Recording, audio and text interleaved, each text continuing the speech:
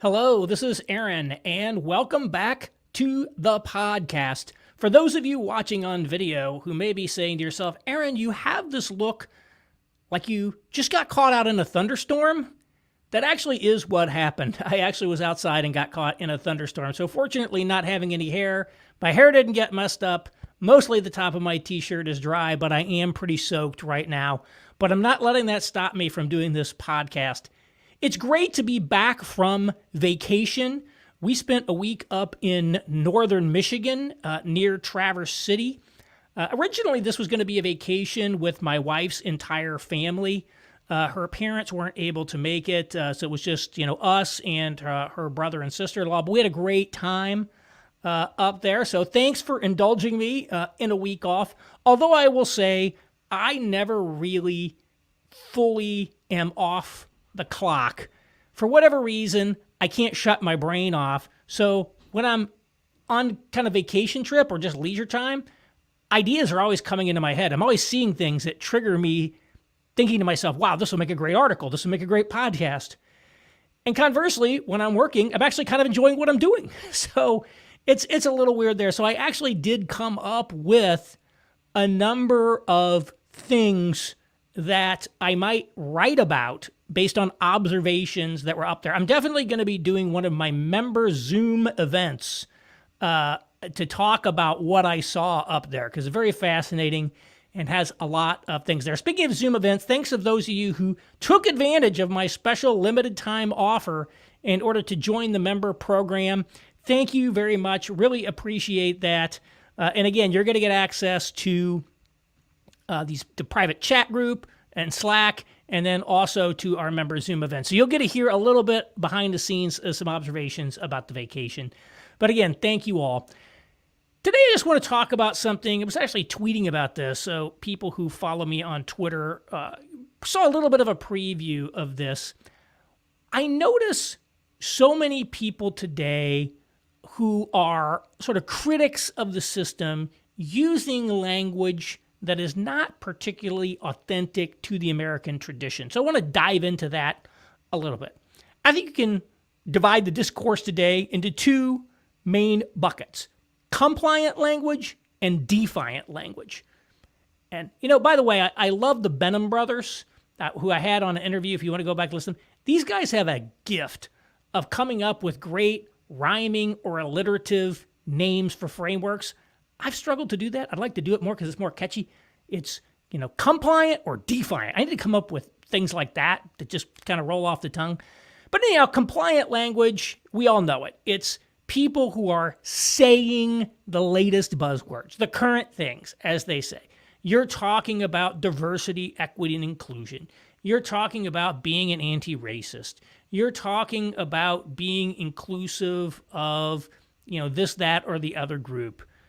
You've got one of those in this house signs in your yard, right? And so the point of compliant language is you are adopting the lingo of the day, showing that you are part of that movement. So that's one kind. The second kind is for people who are basically trying to signal they are not part of that movement. They're trying to say in some respects, hey, I got a different point of view, or I reject that, or whatever. And so what I find interesting about the defiant language is how often it is using phrases, terms, aesthetics that are not really authentic to the American tradition. And I'm not necessarily saying that all of these are bad in and of themselves or that you're wrong to do them, but I want to introduce this consideration for you. And I was thinking about this based on the recent embrace of the term nationalism by a lot of people on the American right. Nationalism has become a buzzword.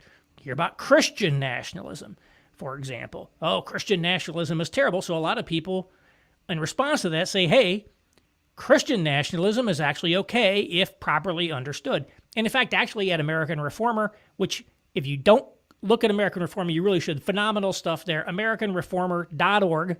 I'm a senior fellow at American Reformer, if you didn't know. But we've done a lot talking about the relationship between religion and the state from the standpoint of the Protestant heritage. And so nationalism is a word I think that very much fits that. So it's a legitimate thing to say. But I was thinking to myself the other day, does the word nationalism really have much valence in America? Is there really a history of people talking about nationalism? Is nationalism one of the ways that we understand our country? And I think to some extent the answer is no. So I went out and I just realized I forgot to queue up this image, so I'm not going to be able to bring it up online, but you can go to the Google Ngram viewer. And Google Ngram, basically Google has digitized like every book that's ever been published, and you can search for terms and it'll show you like the rise and fall of the use of that term over time. So I Googled for American nationalism, in quotes. It's very hard to just do a Google on nationalism because that could refer to anything. And then, you talk about American nationalism, you got to qualify it, but probably most uses of the term nationalism as applied to America don't really use the exact phrase American nationalism. So it's just indicative. Basically, the term American nationalism never really occurs prior to World War I. It arose during World War I, then it kind of went back down, then there was a big spike during World War II. It has kind of gone down. But basically, this is something that really prior to World War II was not really a term that people would use. And I just think about growing up in the 80s. Did anyone ever use the term nationalism to describe the United States? I can't ever remember it. I should go back and search Reagan's speeches and see what he said on the topic.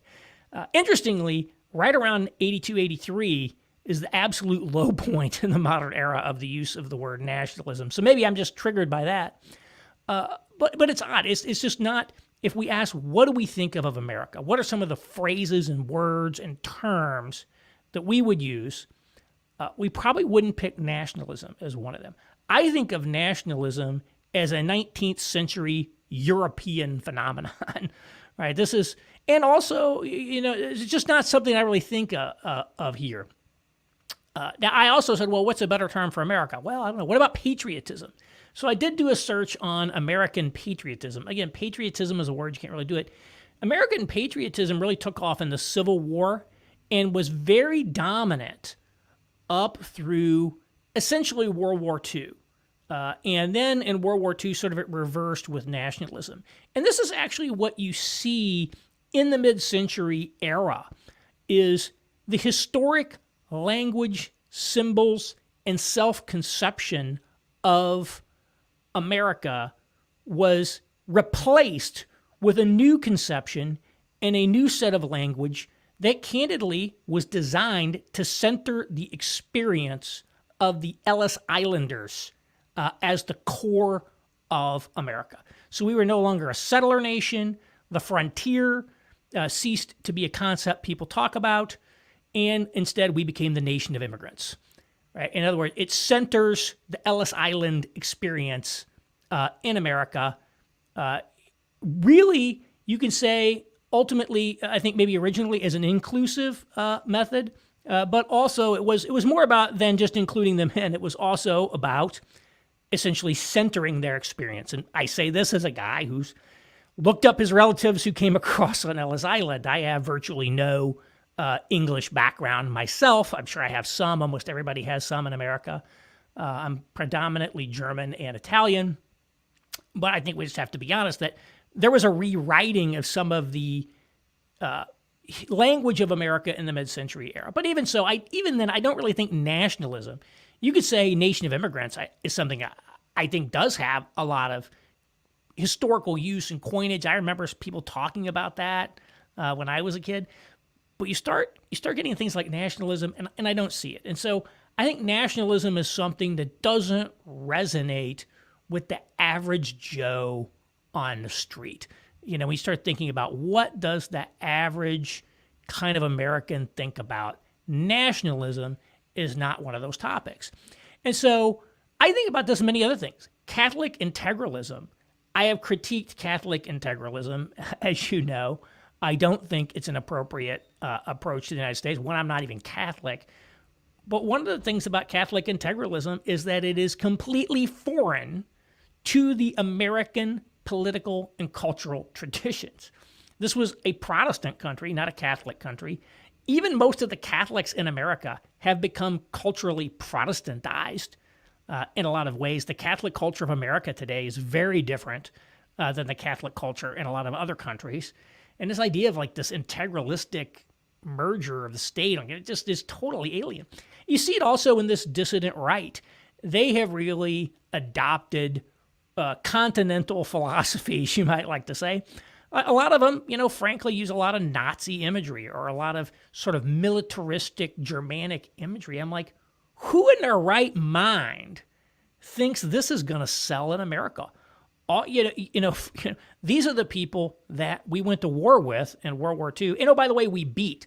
So everybody knows one thing Americans like, it's a winner, right? Donald Trump was right about that. What's the old quip? Winning isn't everything, it's the only thing, right? Or, Patton's quip that the very thought of losing is hateful to an American. And so you're going to adopt a loser, right, as this, also a morally evil regime, and one whom our kind of identity in the modern era is we beat them. And so it's like all this European stuff, even if you're just showing quaint European villages, something that's actually quite nice. I like European villages and all this great architecture. That's not our architecture.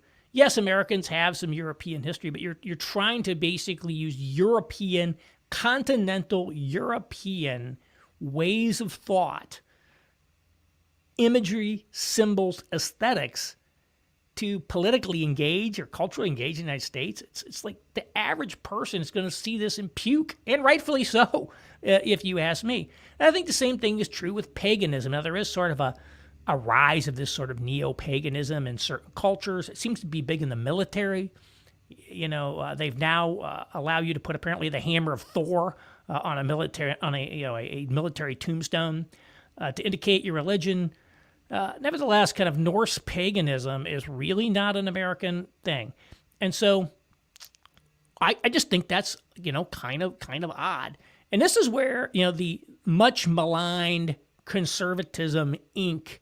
actually gets a lot right. So when the Claremont Institute wanted to establish their center in Washington, D.C., what did they call it? They called it the Claremont Center for the American Way of Life. The American way of life is a phrase I think that resonates with people. And again, I don't think it's an ancient one, probably a lot of Cold War, Soviet, anti-Soviet stuff there.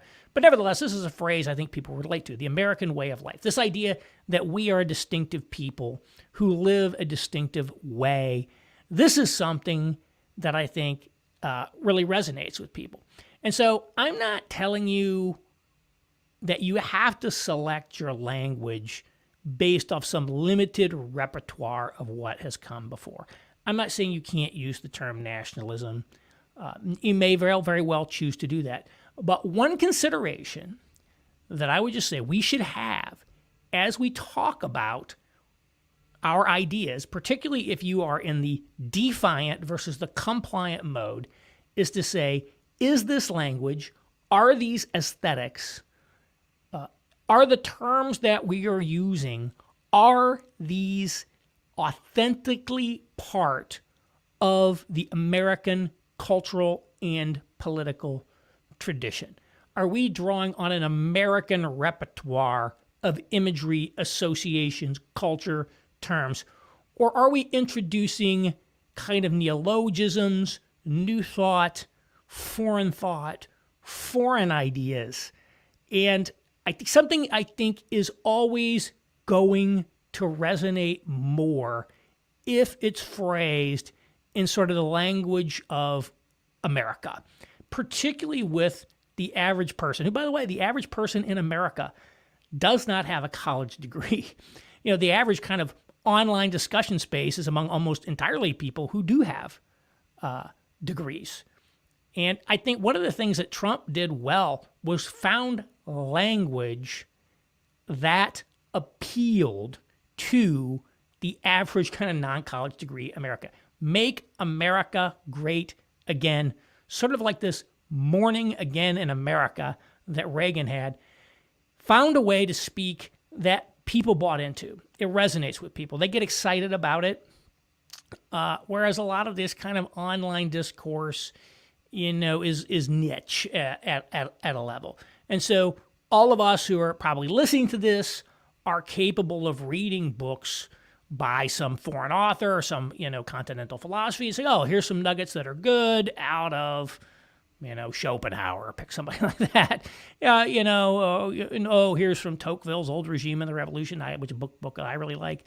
So we come up with that stuff, and we can use it, and we can think about it, and we can abstract some of the ideas from their culturally embedded context, but that's much harder to do for the average person. So one of the things I just want to put out there as a consideration, as a thought is, ask yourself, is the language I'm using, is it consonant with the American cultural and political tradition? Or is it something that is not in conflict with it at a minimum? Or is it something different, new, that people who are average Americans on the street are going to think, this is weird, this is bizarre? And so I'll just leave it to you with that. Not a super long podcast today, but I really appreciate you guys giving me a week off. I hope everybody is able to take a little bit of summer vacation this year. I hope you're doing well. And let's be honest, this world is a little crazy. Inflation, invasions, monkeypox, who knows what's going on out there. But we can put our trust in Christ that, he's in charge, and, we just need to go forward in faith as best we can. So thank you all for listening, and I'll talk to you again next week.